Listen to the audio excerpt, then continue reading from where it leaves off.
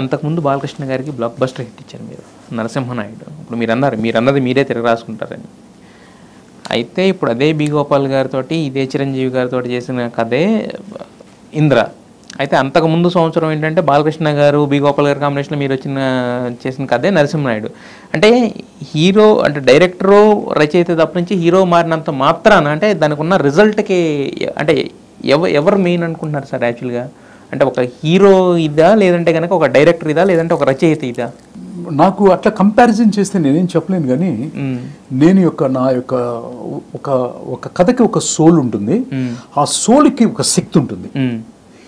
ఈ యొక్క శక్తిని మోయాలంటే అందరూ మోయలేరు కదా. అవును. ఇప్పుడు ఒక ఎనర్జీ తీసుకోవాలనుకుంటే అందరూ మనం తీసుకోలేకపోవచ్చు. ఒక టెంపరేచర్ కానీ ఒక ఇది కానీ. మీరున్నారు, మీరు చల్లో ఉండగలరు, వెళ్ళి మంచుకొండలో ఉండలేము, అసలు ఉండలేరు. మంచుకొండలో ఉన్న వాళ్ళు ఉన్నారు కదా.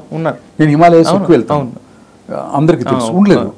సో నా లైఫ్ అంతా హిమాలయస్ కాశీ అటే ఉంటుంది. సో అక్కడ ఉండలేరు. అక్కడ ఉన్న వాళ్ళని ఇక్కడ తీసుకొచ్చి పెట్టామనుకోండి, రెండ చింతలోనే ఎక్కడో, ఇక్కడే ఉండలేరు. అట్లా మీకు ఒక ఎనర్జీ గల శక్తిని మోయటానికి ఒక కైండ్ ఆఫ్ ఒక ఇది పుట్టుంటారు. ఆ ఇంద్ర అనే ఒక దీనికి ప్రకృతి ఆ భగవంతుడు రాయించాడు, నేను రాయలేదు. ఏంటి, ఆల్రెడీ పుట్టేశాడు, అంతే. That's all. This is nature decided.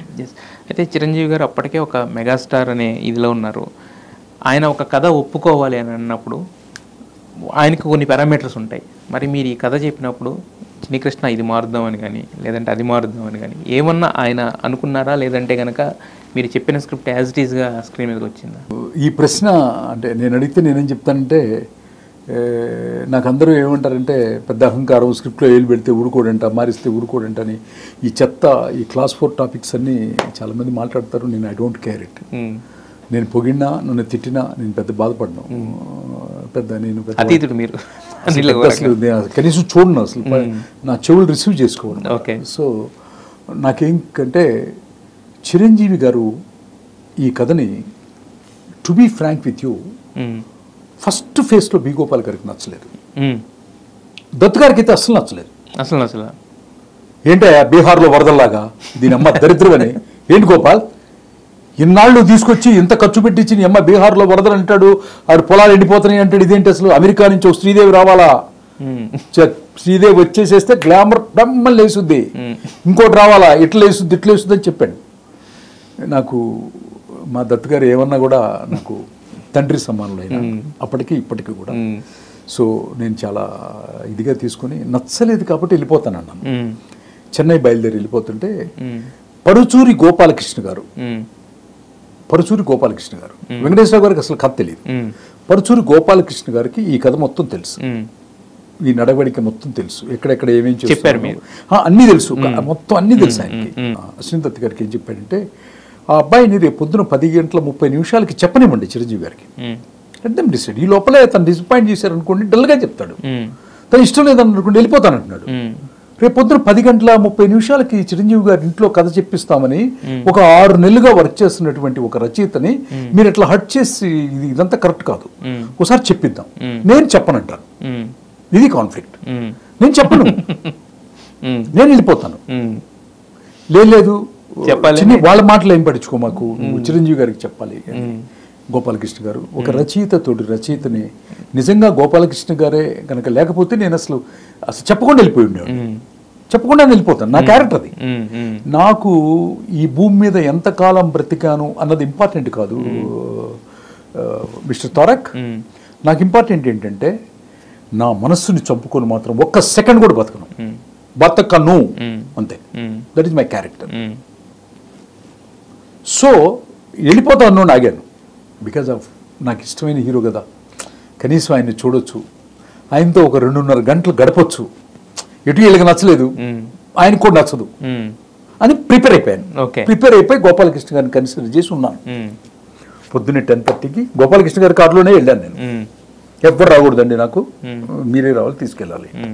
Okay okay okay అన్న. నా క్యారెక్టర్ అంటే నేనంటే గోపాలకృష్ణ గారికి చాలా ఇష్టం. ఆయన నాకు తోబుట్టుగా కాకపోయినా కూడా తోబుట్టు కంటే ఎక్కువ చాలా ఇంట్రెస్ట్లో చెప్పాను. పరచూరు గోపాలకృష్ణ గారు నాకు అన్నయ్య, గురువు, దైవం అన్నీ. సో వెళ్ళని తీసుకెళ్ళాడు, కూర్చున్నాడు, చెప్పాడు. సార్ వచ్చారు, అన్నయ్య కింద నుంచి పెద్ద చూసుకున్నాను ఆయన్ని. కథ స్టార్ట్ చేశాను. వాడు వచ్చి కూర్చుంటాడా, ఈ కుర్చీలో ఎవడొచ్చి కూర్చుంటాడు రా, ఎవరో లేడురా మగాడే, ఈ కుర్చీలో కూర్చునే మగవాడు ఎవడో లేడంటరా, బుచ్చిరెడ్డి, ఆ రెడ్డి, ఈ రెడ్డి, ఈ రెడ్డి అంటే స్కూల్కి వెళ్ళే ఒక చిన్న బాయ్ వచ్చి పుస్తకాలన్నీ ఇసిరేసి నేనున్నానే నాయనమ్మ నేను కూర్చుంటానని చైర్లో వచ్చి కాళ్ళ మీద కాలు వేసుకొని కూర్చుంటాడు, వెప్పన్ ఇట్లా పట్టుకుంటాడు అనేది అక్కడ టైటిల్ అండి అని చెప్పాను. చిరంజీవి గారు ఇట్లా రిలాక్స్గా వింటున్నారు. కొంచెం ముందుకు జరిగారు ఆయన, కొంచెం ముందుకు జరిగాడు. గోపాలకృష్ణ గారు ఏమన్నారంటే, నాకు ఇంకా బాగా గుర్తు అనమాట. గోపాలకృష్ణ గారు ఏమన్నారంటే, చిరంజీవి గారు మీరంటే చాలా ఇష్టం, అబ్బాయి కొంచెం ఇదిగా చెప్తున్నాడు, అంటే సౌండ్ లోలో చెప్తున్నాడు, ఇంకా బాగా చెప్తాడు కదా, మీరు బాసపట్లు వేసుకుని ఇట్లా, నేను మఠం మీద కూర్చుంటాను ఇంట్లో, ఇట్లా కూర్చుని అసలు ఇంట్లో కూడా కింద కూర్చుంటాను, ఎప్పుడు మఠంలో ఉంటాను, ఎప్పుడు ఆసనంలో ఏదో ఒక ఆసనంలో కూర్చుంటాను చెప్తాడు, వితౌట్ పర్మిషన్ కూర్చోమనండి అన్నాడు. ఇప్పుడు బాసపట్లు వేసుకొని ఇప్పుడు స్టార్ట్ చేశాను స్క్రిప్ట్.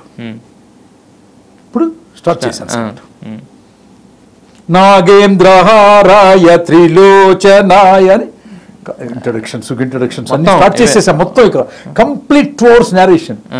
సార్ వచ్చి చిన్న చిన్న తాంబూలం లాగా కట్టించుకొని తింటున్నారు, చిరంజీవి గారు ఎంజాయ్ చేస్తున్నారు. ఇంటర్వ్యూలు అయిపోయింది, సెకండ్ హాఫ్ అంతా అయిపోయిన తర్వాత నేను మధ్యలో ఇంటర్వ్యూలప్పుడు వాష్రూమ్కి వెళ్ళి వచ్చాను. దత్తు గారు వచ్చున్నారు, గోపాల్ గారు వచ్చున్నారు.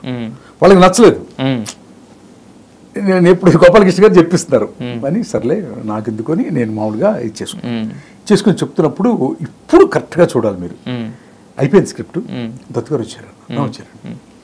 దత్తు గారు నన్ను దగ్గరకు తీసుకున్నారు. చిరంజీవి గారు తీసుకొని నాకు ఇక్కడ చేసారు, నా తల మీద చేసి ఇట్లా, నాకు 29 years నాకు ఎలా ఉంటుంది చెప్పు, నా అభిమాన నటుడు దగ్గర 2.5 గంటలు కథ చెప్పి నా కన్న కొడుక్కి ఆయన పేరు నేను రాసి అక్షరం తీర్చిదిద్ది ఒకరికి నచ్చలేదన్నా కూడా బాధనంతా కూడా గుండెల్లో పెట్టుకొని కథ చెప్పడం అంటే అది చిన్న విషయం కాదు. అవును. చెప్పినప్పుడు ఆయన నా తల నిమిరి నాకు ఇక్కడ ముద్దు పెట్టాడు.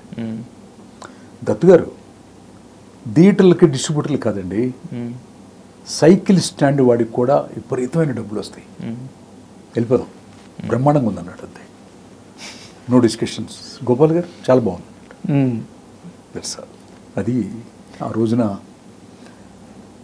నేను చిన్నప్పటి నుంచి ఏ కష్టంతో, ఏ యాంబిషన్తో అయితే వెళ్ళానో, ఏ గురువు గారి దగ్గర అయితే నేర్చుకున్నానో, ఆ గురువుగారు, ఆ కాశీ విశ్వనాథుడు, ఆ గంగమ్మ తల్లి అందరూ కలిసి రాసినటువంటి కథ మా అన్నయ్యకి నచ్చటం, ఇదిలా జరగటం చాలా సంతోషంగా ఉంది. వద్దనుకున్న దత్తు గారు, మరి గోపాల్ గారు, మళ్ళీ తర్వాత అసలు దత్తు గారు వన్స్ చిరంజీవి గారు ఓకే అంటే ఆయనకి ఓకే, గోపాల్ గారికి ఓకేనే.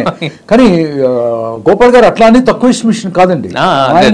ఆయన నాకు 2 సినిమాలు ఇచ్చారు. ఆ తర్వాత నేను కాశీ వెళ్ళాను, చాలా మార్పులు చేశాను. కామెడీ ట్రాక్ మీ తినాలి మా తినాలి అంతా కూడా కాశీ వెళ్ళి చేసుకొచ్చాను. మళ్ళీ గోపాల్ గారు పిలిచి చెప్పాను, ఆయన ఎక్స్ట్రాడినరీ నచ్చింది. ఒక్కసారి తీత స్టార్ట్ చేశాడంటే గోపాల్ గారు అద్భుతం, నభూతో నభవిష్యతి డైరెక్టర్ బి గోపాల్ గారు, యాక్షన్ సినిమాలకు మాత్రం.